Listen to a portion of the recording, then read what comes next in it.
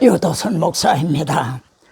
여러분과 함께 오늘도 은혜 받게 되었습니다. 제가 증언하는 이 설교는 제게 깨달음을 주시고요, 그리고 제 자신이 은혜 받은 말씀을 여러분과 함께 공유하고자 이렇게 전하는 겁니다. 오늘은 에베소서 1장이에요. 알지를 못해서 망하는도다. 본문입니다. 여기 보면 알게 하시고 너희로 알게 하시기를 구하노라. 자, 설교 작성 노트인데요, 우리 기도는 주십시오 주십시오 이렇게 하는데요, 바울은 주신 것을 알게 하시고 알게 주십시오 이렇게 간구하고 있습니다.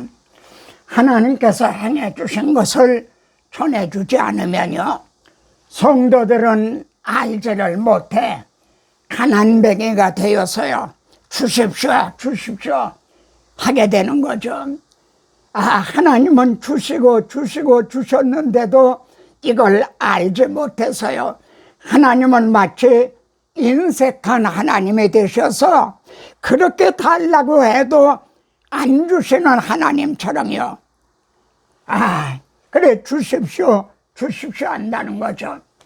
제가 어느 교회에 초청을 받아 가 설교를 하려고 그러면요, 이제 그 교회에 정말 합당한 그런 설교를 해야 되잖아요. 그래 대표 기도를 들으면은 그 교회의 영적 수준을 짐작하게 됩니다. 또 그 사람의 기도를 들으면요, 그분의 영적 흐름, 상태를 알게 되죠. 우리의 기도와 사도의 기도는 얼마나 다른가? 자, 에베소서는 옥중서신이죠. 바울은 지금 옥중에 있는데요, 옥중에서 밖에 있는 성도들을 오히려 걱정하고 있는 거예요. 그래서 첫 번 기도 제목이요, 하나님을 알게 해주십시오. 에베소 1장 9절을 보면요, 앞부분에서 먼저 하나님께서 행해 주신 것을 이제 증언을 합니다. 그런 후에 내가 기도할 때 하고 하나님의 행해 주신 것을 알기를 원하는, 이제 간구하는 그런 구조로 되어 있죠. 에베소 성도들은요, 구원의 복음을 들었어요. 그리고 믿어 약속의 성령으로 인침을 받은 사람들입니다. 우리 주 예수 그리스도의 하나님 영광의 아버지께서 지혜와 계시의 영을 너희에게 주사 하나님을 알게 해주시고 그럽니다. 이것이 바울이 첫째, 하나 알게 해주시기를 구하는 첫째 제목이죠. 여러분, 의외라는 생각이 들지 않습니까? 우리는 하나님을 알게 해주십시오 하는 것은 불신자들에게 하는 기도로 여겨지는데 말입니다. 이들은 구원의 복음을 듣고 성령으로 거듭난 사람들이에요. 근데 그들을 향해서 하나님을 좀 알게 해주십시오. 여러분, 신학을 했다 그런 얘기를 하죠. 그거는, 신학은 하나님 신 배우라, 하나님을 배우는 것이 신학입니다. 근데 오늘날 신학에 문제가 있는 건 아닐까요? 갓난아기들 같이 그럽니다. 구원의 복음을 듣고 거듭나도 말이죠, 노인이라도 박사님이라도 영적으로는 어린아이, 갓난 어린아이로 태어난다는 겁니다. 그래서 신령한 젖을 먹고 말이죠, 자라야 된다는 거죠. 그래서 바울은 골로새 교회를 위해 기도하기를요, 주께 합당하게 행하여 범사에 기쁘시게 하고 하나님을 아는 것에 자라게 하시고 거듭나도 어린아이와 같이 그래서 젖을 먹고 하나님을 아는 것에 자라야 된다는 거죠. 그래야 주께 합당하게 행할 수가 있고요. 하나님을 기쁘시게 해드릴 수가 있다는 거죠. 어린아이들은 부모를 이렇게 해주질 못하잖아요. 형제는 육신의 부모의 마음을 얼마나 아시나요? 하물며 영의 아버지 하나님의 마음을 안다는 것, 하나님을 아는데 자라가야 한다는 것. 하나님을 아는 데는요, 두 가지 요소가 있습니다. 첫째는요, 지혜와 계시의 영을 너에게 주사 하나님을 알게 하시고 성령으로 하나님을 알게 돼요.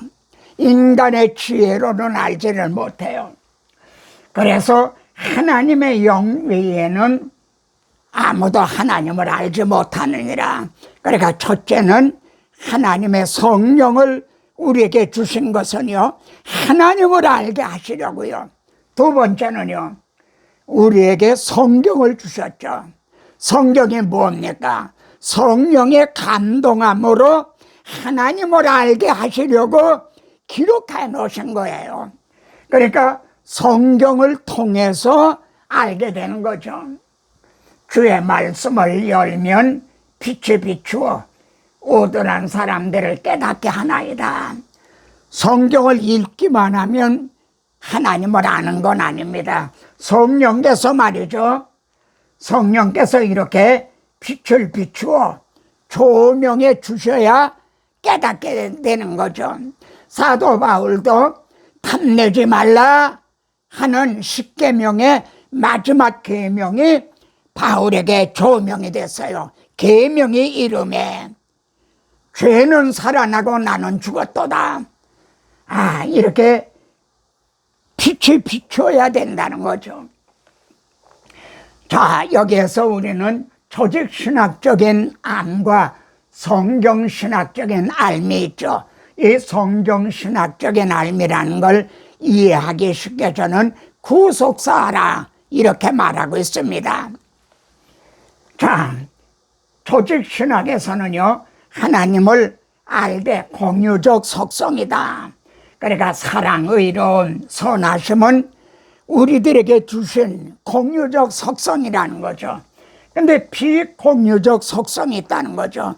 하나님의 영원하심, 하나님의 전능하심, 존재하심, 그리고 계시지 않은 데가 없는 편재하심 등 이런 하나님만의 비공유적 속성이라는 거죠. 이것이 통일신학적인 하나님을 아는 방법입니다. 그런데 성경신학, 구속사적인 알면 뭡니까? 바울은요, 그리스도의 비밀을 깨달은 것을 너희가 알 수 있으리라. 여러분, 이것이 성경신학적인 알미입니다. 그래서 복음의 비밀, 하나님의 지혜를 깨닫는 거예요. 하나님 속에 감추어졌던 비밀의 경륜이 어떠한 것을 깨닫는 것, 이것이 구속사적으로 하나님을 아는 겁니다. 한마디로요, 누가 주의 마음을 알아서 주를 가르치겠느냐? 지식적으로만이 아니라 하나님의 마음을 아는 것, 이것이 신학이다. 그런데 오늘날 신학에서 이것이 좀 소홀한 것이 아니냐, 부족한 것이 아니냐, 이런 걸 느끼게 됩니다. 여러분, 예루살렘이 멸망한 원인과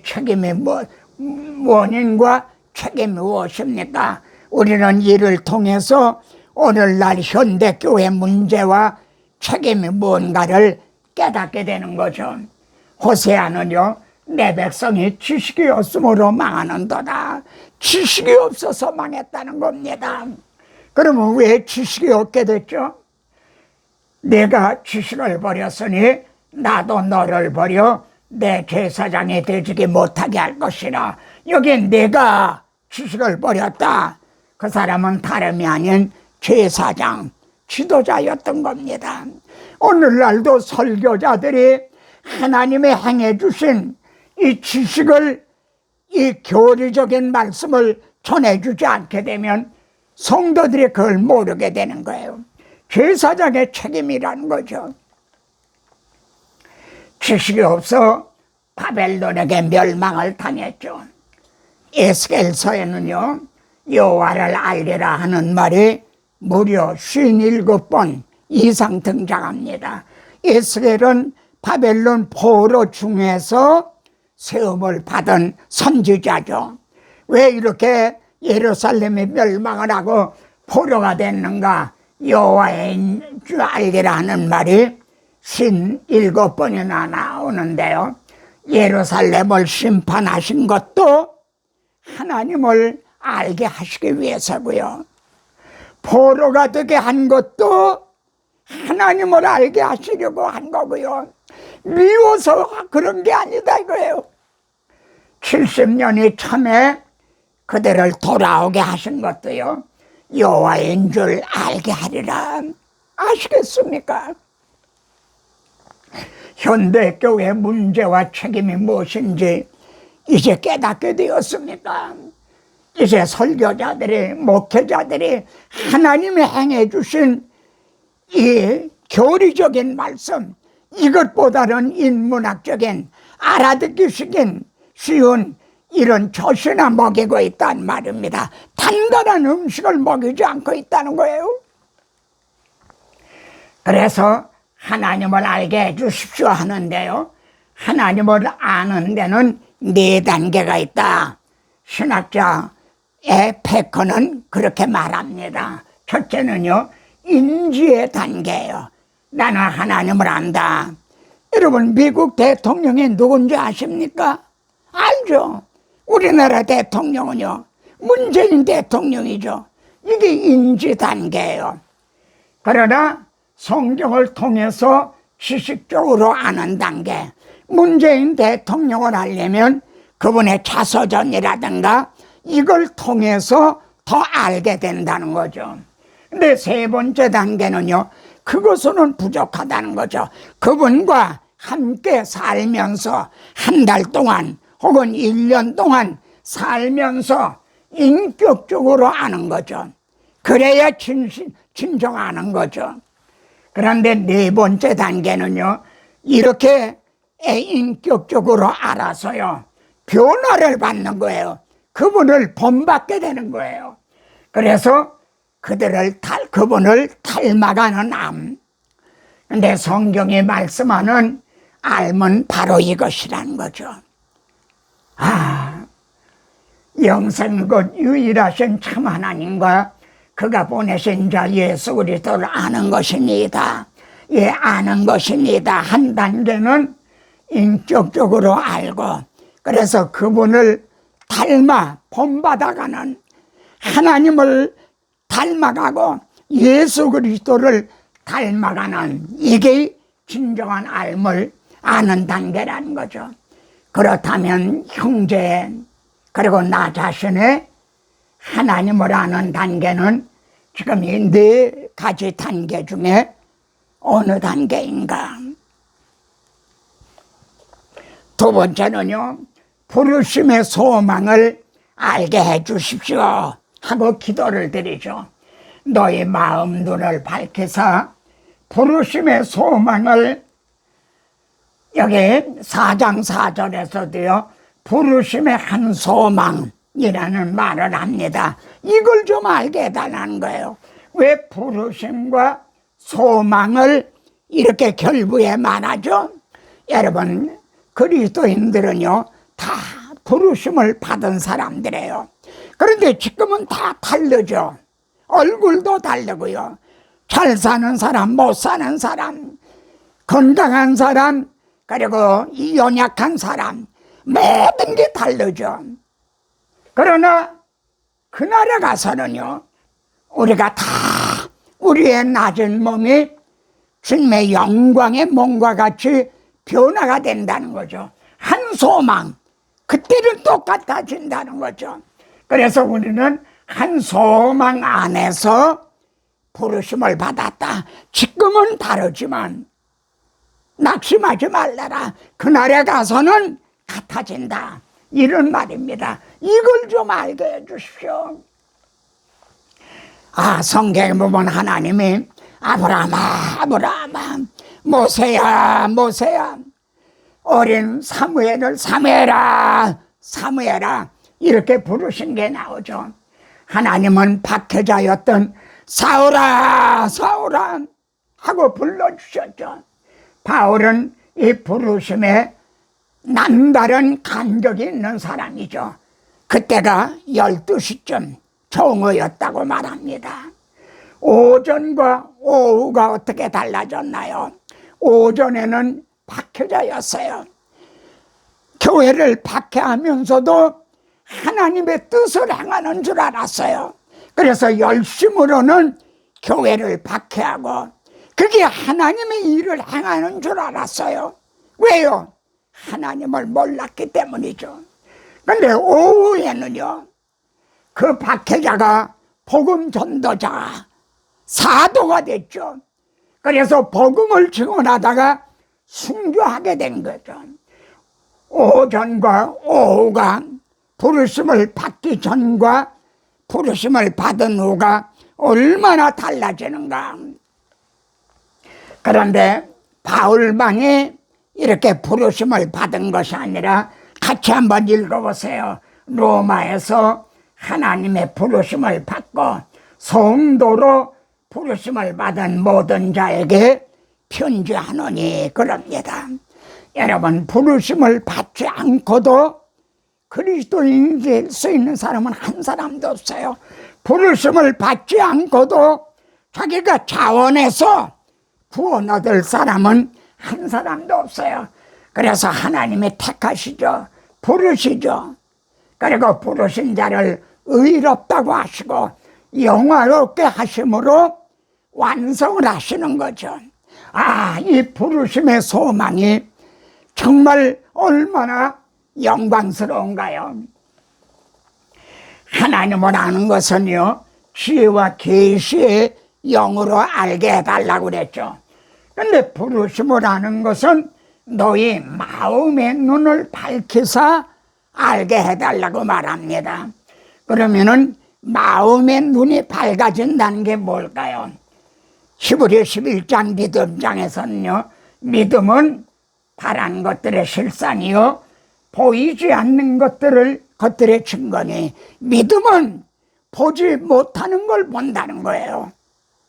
우리가 그날의 영광을 육신의 눈으로는 보지 못하죠.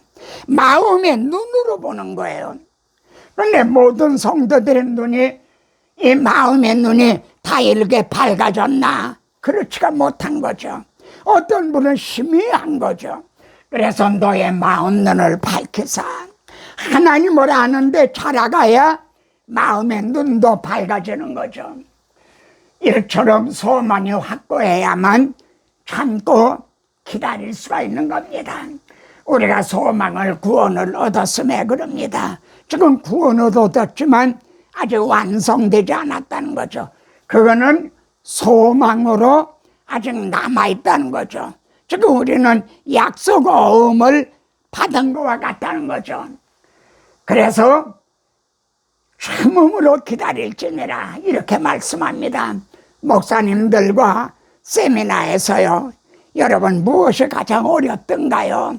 그랬더니 참고 기다린다는 거, 이게 제일 어렵습니다. 이구동성으로 그래요. 야곱은요, 내가 심히 험악한 세월을 보내었나이다 한 야곱은 임종머리에서요, 여호와여 나는 주의 구원을 기다리나이다. 하나님은 아브라함에게 언약하신 대로 그 자손으로 그리스도를 보내셔서 이 구원을 이루셨죠. 이제 완성해 가고 계시는 겁니다. 세 번째 기도 제목은요, 기업의 영광의 풍성을 알게 해 주십시오. 이렇게 기도합니다. 한마디로요, 우리를 위해서 지금 예비해 놓으신 축복이 어떠한가, 그걸 좀 알게 해달라는 기도입니다. 예배 놓으신 기업의 영광의 풍성함이 무엇인지 알게 해주십시오. 사도는요, 기업, 영광, 풍성, 이보다 더한 거 있으면 플러스 더했을 거예요. 1장 3절에서는요, 하늘에 속한 모든 신령한 복을 우리에게 주시려고 예배해 놓으셨다는 겁니다. 모든 신령한 복이에요. 모든 속에는 다 들어있어요. 바울은 이것을 알았죠. 그래서 현재 고난은 장차 우리에게 나타날 그 영광과 비교할 수가 없도다. 민수기에 보면요, 아론에게, 제사장에게요, 너는 기업도 없겠고, 그래서 제사장들에게는 가나안 땅을 분배해서 주지 않았죠. 너는 기업도 없겠고 분깃도 없을 것이라. 그러면 제사장의 기업이 뭔가? 내가 하나님이 내 분깃이요 내 기업이니라. 어떻습니까? 가나안 땅을 분배 받으시렵니까? 내가 내 기업이라 하신 하나님을 소유하려고 하십니까? 이것은 오늘의 목회자들이 명심해야 될, 나아가 성도들이 또 명심해야 될 말씀인 거죠. 근데 우리는 너무나 땅에서 기업을 받으려고, 축복을 받으려고 하는 건 아닌가요? 네 번째는요, 우리에게 베푸신 능력의 지극히 크심이 어떠한 것을 알게 해주십시오. 우리에게 베푸신 능력이 있다는 겁니다. 그런데 그 능력이 지극히 크신 거라는 거죠. 그의 힘의 위력으로 역사하심을 따라 믿는 우리에게 베푸신 능력의 지극히 크신 것이 어떠한 것을 알게 하시기를 구하고 있죠. 보세요. 힘, 위력, 역사, 능력, 지극히 크신, 아주 최대로, 그리고 최상급으로 말씀을 한 거죠. 이런 능력을 이미 우리에게 주셨다는 거예요. 우리는 능력을 달라 주십시오 하는데, 하나님은요 벌써 이런 능력을 우리에게 주셨다는 거죠. 그러면 이런 능력을 언제 베푸셨나요? 허물과 죄로 죽었던 여러분을 살리실 때요. 그때 이런 능력을 베푸셨다는 거죠. 출애굽을 생각해 보시오. 여러분을 사망에서 생명으로 옮기는 영적 출애굽 때 이런 능력을 베푸셨다는 거죠. 우리가 사망에서 생명으로 옮겨진 것이 가만히 된 게 아니에요. 사탄은 그렇게 마음이 좋은 놈이 아니에요. 그때의 힘, 위력, 역사, 능력, 지극히 크심으로 우리가 사망에서 생명으로 옮겨지고 허물과 죄로 죽었던 우리가 거듭나게 되었다는 거죠. 한마디로요, 복음의 능력이죠. 복음은 믿는 자를 구원하시는 하나님의 능력이라. 이 복음의 능력이 최대의 능력인 거예요. 여러분, 나사로를 살리신 능력은요, 또 죽었어요. 그러나 여러분이 복음을 전해서 그래서 거듭나게 한 능력은 영생하는 그런 능력이에요. 우리에게 베푸신 능력이 어떠한 것인지 그래도 잘 실감이 안 나시겠죠. 그래서 계속 설명을 합니다. 우리에게 베푸신 능력이 어떠한 것을, 그의 능력이, 우리를 거듭나게 한 능력이 그리스도 안에서 역사하셔서요, 그를 죽은 자 가운데서 다시 살리신 능력과 허물과 죄로 죽었던 우리들을 살리신 능력이 같은 능력이었다는 거죠. 이제 좀 실감을 하십니까? 하늘에서 자기의 오른편에 앉으신 능력과 우리를 사망에서 생명으로 옮기셔서요, 그리스도와 함께 하늘에 앉힌 능력이 같은 능력이었다는 거죠. 그런 후에 이제는 내 손에서, 아버지 손에서 다시는 빼앗을 자가 없나니라. 주님은 말씀합니다. 강한 자가 무장을 하고 자기 집을 지킬 때는 소유가 안전하대. 여기 자기 집이 사람들의 심령입니다. 사람들의 심령을 강한 자가, 사탄이 무장을 하고 지키고 있는 거예요. 그래서 전도가 어려운 거예요. 그래서 그를 뺏어오기가 어려운 거예요. 그러나 더 강한 자가, 그리스도를 통해서 이루신 복음이 더 강한 하나님의 능력인 거죠. 벌써 이사야서에서도요, 용사가 빼앗은 것을 어떻게 도로 빼앗으며 용사의 포로된 것도 빼앗을 것이요 건져낼 것이니 이는 내가 너를 대적하는 자를 대적하고 내 자녀를 내가 구원할 것임이라. 이렇게 선지자를 통해 예언하셨던 것이 예수 그리스도를 통해서 성취가 된 거죠. 그렇게 하시고 우리를 구원해 주신 능력이 지극히 크신, 이제는 아버지 손에서, 우리 주님 손에서 빼앗을 자가 없다. 우리 구원은요, 이처럼 성삼위 하나님의 역사죠. 하나님은 우리를 창세전에 택하시고요, 택해 놓으신 자들을 우리 주님께서 우리 죄값인 사망인 대신 죽으심으로 다 청산을 하셨죠. 그 후에 성령이 오셔서 우리를 거듭나게 해주셨죠. 여러분은 성삼위 하나님의 작품인 겁니다. 우리는 주십시오 하는데 사도는 이거를 알게 해주십시오.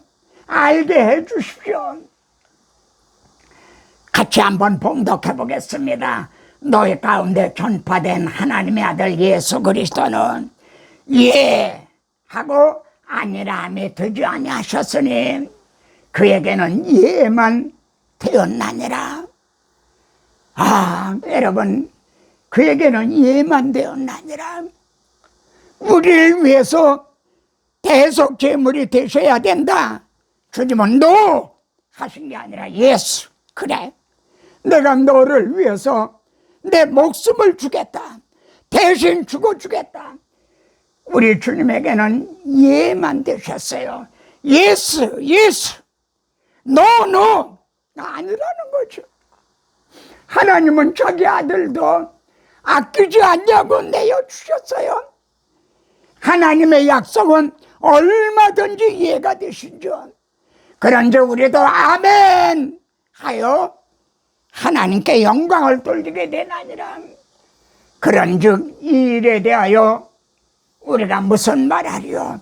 하나님이 이렇게 해주셨는데 그래도 할 말이 있나요? 그렇지만요, 그런데요, 그래도 하나님은 나를 사랑하시지 않는다.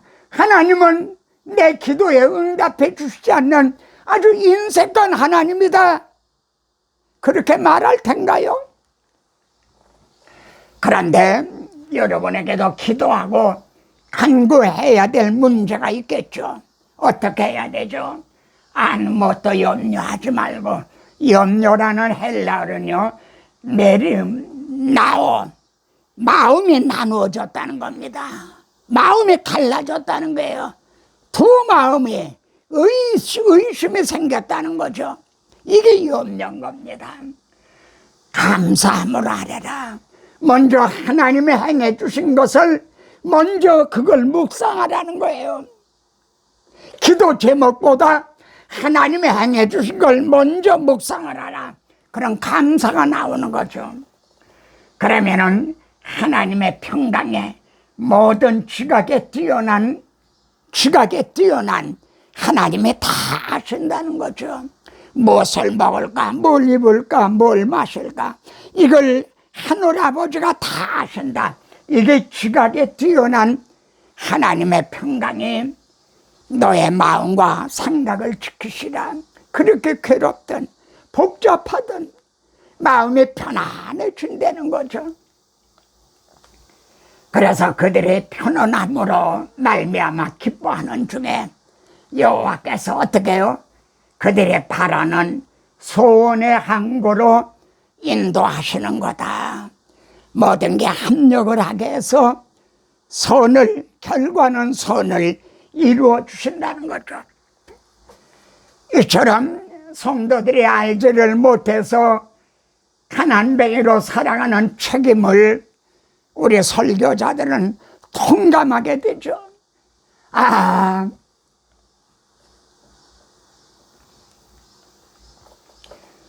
주님이 행해 주신 일을 선포하고요. 그리고 기뻐하는 성도들과 함께 찬양하리라.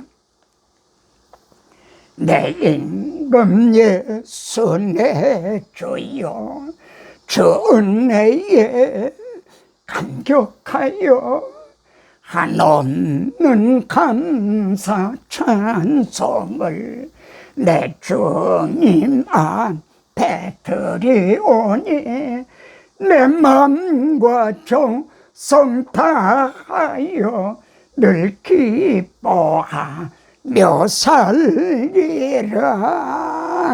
아멘. 다음 시간에 또 뵙겠습니다.